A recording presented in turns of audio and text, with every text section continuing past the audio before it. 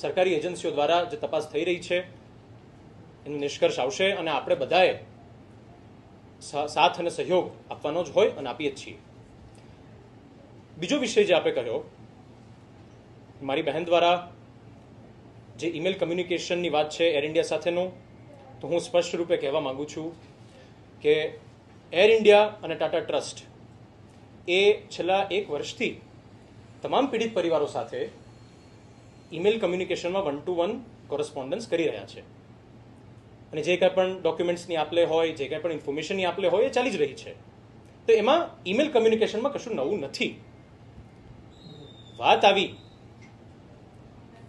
Legal claim વેવરની, તો એના માટે રાધિકાબેને પોતાનું મંતવ્ય રજૂ કર્યું અને એર ઇન્ડિયાને એક ઈમેલ કર્યો છે અને એર ઇન્ડિયાએ આપ સર્વેને ખબર છે જવાબ પણ એનો આપ્યો છે.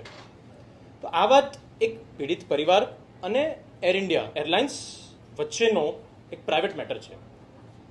તો હું આપ સર્વેના માધ્યમથી એ વિનંતી કરું છું કે આ પબ્લિક ડોમેઇન પર ડિસ્કસ ના થવી જોઈએ. અને રહી વાત ઇન્વેસ્ટિગેશનની, તો we wholeheartedly support the investigation efforts. શું માનો છો, અકસ્માત હતો કે કોઈ અન્ય કારણોસર? તમારા મતે 1 વર્ષ દરમિયાન હજુ સુધી કોઈ રિપોર્ટ નહીં.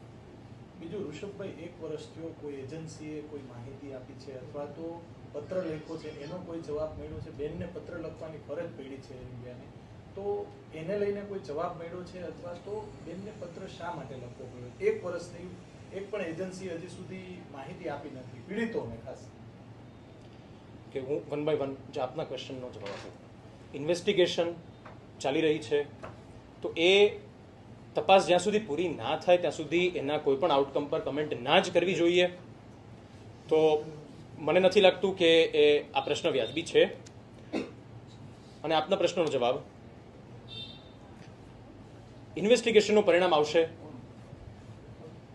એર ઇન્ડિયા તરફથી જે કમ્યુનિકેશન કરવામાં આવ્યું એના કમ્યુનિકેશનના જવાબમાં ન માત્ર અમે પણ બધા પીડિત પરિવારોએ કંઈક ને કંઈક ઈમેલ કમ્યુનિકેશન કર્યું હશે. તો again it's a private discussion between 2 concern parties. એક તરફ છે પીડિત પરિવારો અને એક તરફ છે એર ઇન્ડિયા, અને એર ઇન્ડિયાનો જવાબ પણ આપ્યો છે. તો આ મેટરને હવે છોડીને ચીકણી કરવાનો એ કોઈ અર્થ સરતો નથી.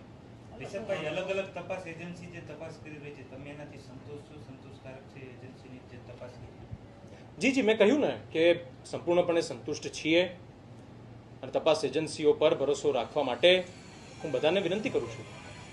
ક્યાં સુધીમાં એ લોકોએ જે વાતચીત થઈ છે, ક્યાં સુધીમાં આ સમગ્ર ઘટના શું હતી, કોઈ નિષ્કર્ષ અથવા તો કોઈ એમને કોઈ પ્રેસ બ્રીફ અથવા હજી સુધી આવ્યું નથી? આપના સુધી પીડિત પરિવારો અને આપના સુધી કોઈ માહિતી એ લોકોએ આપી છે? આ એક બહુ દુઃખદ અને બહુ મોટો અકસ્માત હતો. જે કાંઈ પણ ભૂતકાળમાં ભારતમાં પણ અને ભારતની બહાર પણ જે એર ક્રેશની ઘટનાઓ બની છે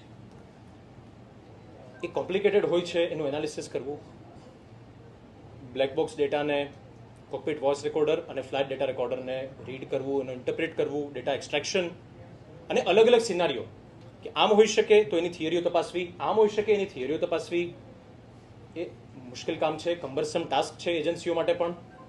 તો હું ફરી વખત કહું છું કે આને એક ટાઈમલાઈનમાં બાંધવી અને ઉતાવળ કરવી એનો કોઈ અર્થ બનતો નથી. જે રિપોર્ટ આવશે, જે એનો નિષ્કર્ષ હશે, એ લોકો સમક્ષ પબ્લિક ડોમેનમાં મુકાઈ જ જવાનું છે. તો આપણે નિશ્ચિંત થઈ જવું જોઈએ અને જે તપાસ ચાલી રહી છે એના પર સંપૂર્ણ ભરોસો રાખવો જ જોઈએ. એર ઇન્ડિયાએ એક જવાબ આપ્યો છે કે ઘણા ખરા પીડિત પરિવારોને એમને વચગાળાનું વળતર ચૂકવ્યું છે. આપના પરિવારને વળતર વચગાળાનું આપવામાં આવ્યું છે કે કેમ? અને શા માટે તમે કે તમારા મમ્મીએ ઈમેલ કમ્યુનિકેશન ન કરીને તમારા બેને કરવાની ફરજ પડી છે? શું? તો રિગાર્ડિંગ વચગાળાનું વળતર, અગેન હું કહું છું કે આ પરિવાર અને એર ઇન્ડિયા વચ્ચેનો એક ઓફિશિયલ અને એક પ્રાઇવેટ કમ્યુનિકેશન છે અને it should be kept private. That's what I strongly believe in. Secondly, પરિવારના કોઈ પણ સભ્ય, એક નોમિનેટેડ સભ્ય હોય, એર ઇન્ડિયા એની સાથે વાત કરી રહ્યું હોય, અને આ અમારા જ પરિવારમાં નહીં પરંતુ દરેક પીડિત પરિવારોમાંથી એક માણસ એર ઇન્ડિયા સાથે ઈમેલ કમ્યુનિકેશન કરતું હોય, જે અમારા કેસમાં મારી સિસ્ટર રાધિકા મિશ્રા કરી રહી છે. ઋષભભાઈ, ક્યાંક એવી પણ ચર્ચા છે રાજ્યસભામાં ક્યાંક અંજલિબેનનું નામ ન આવ્યું એટલે બાદમાં આ લેટર કોમ્યુનિકેશન ક્યાંક સામે આવ્યું છે, આવું માનો છો કે આવું હોઈ શકે ખરા? ના ના, આ બધી બોગસ વાતો છે. આ વાતને હું સંપૂર્ણપણે રદિયો આપું છું. અને આ જે ઈમેલ કમ્યુનિકેશન છે એ અગેન હું રીઇટરેટ કરું છું કે આ પ્રાઇવેટ મેટર છે ફેમિલી અને એર ઇન્ડિયા વચ્ચેની.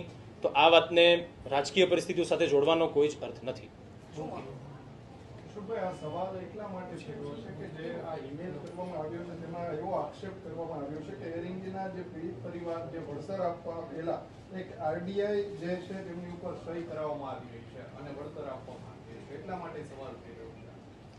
જી, તો જે ઈમેલ કમ્યુનિકેશન થયું છે એ આરડીઆઈના રિગાર્ડિંગ જ હતું અને એનો એર ઇન્ડિયાએ જવાબ આપ્યો છે. રાજકીય વારસા બાબતે આપણે હમણાં એક ચેનલને જવાબ આપ્યો કે આ લાલુ અને મુલાયમની પાર્ટી, તો આગામી દિવસોમાં ઋષભ રૂપાણી છે એ ધારાસભામાં કે પછી રાજ્યસભામાં જોવા મળી શકે છે? એટલે તમે તમારા પ્રશ્નમાં જ એનો જવાબ આપી દીધો ને ઓલરેડી, કે લાલુ મુલાયમ કે કોંગ્રેસ નથી. આવો પ્રશ્ન આ પાર્ટીમાં અસ્થાને જ છે. આપણે પાર્ટી લડાવવા માંગતી હોય તો આપ લડશો, એ જ વાત અમે પૂછી રહ્યા છીએ. એવી કોઈ અપેક્ષા કોઈ કાર્યકર્તા ક્યારે રાખી પણ ના શકે અને હું પણ નથી રાખી રહ્યો.